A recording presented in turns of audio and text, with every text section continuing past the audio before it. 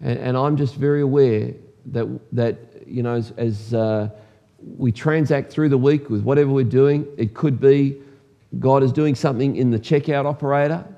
It could be that God is doing something in the person that is in the bank you deal with. In fact, it's interesting that I remember, and I don't want to embarrass you, Jody, but I remember you at Beauty Point Hotel. You were our waitress. This is maybe a year or two before Jody walked into this church.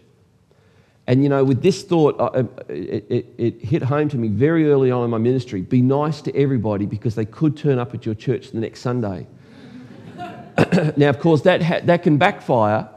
If you don't tell anybody, I'm going to let you in on a little secret. I don't know that I've shared this publicly. I have shared, actually Kim has shared it to embarrass me.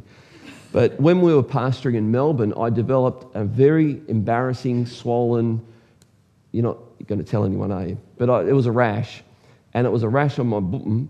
And Kim said, oh, no, it could be cancer, it could be a tumour. So I was pretty stressed about this.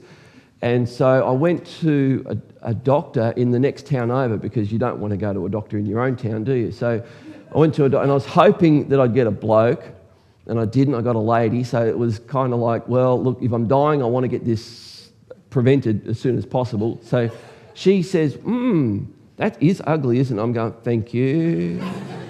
And she takes this great big texter. I don't know if it was any medical function in this at all, but she just draws around it.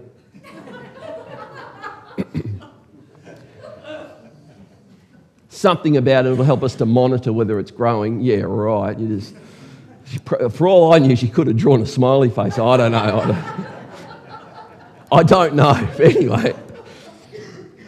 And she said, well, look, we'll just monitor it and we'll just see what happens. And if it gets worse, then come back and we'll do something about it. And I thought, die? Okay.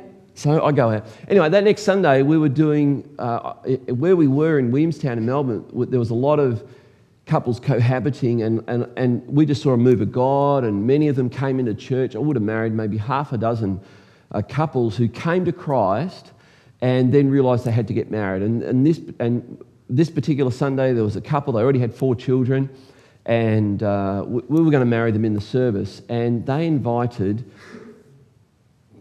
this doctor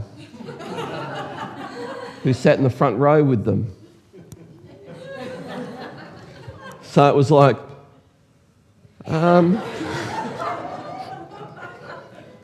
so always be nice to people because you never know if they'll turn up in church on Sunday, and quite seriously.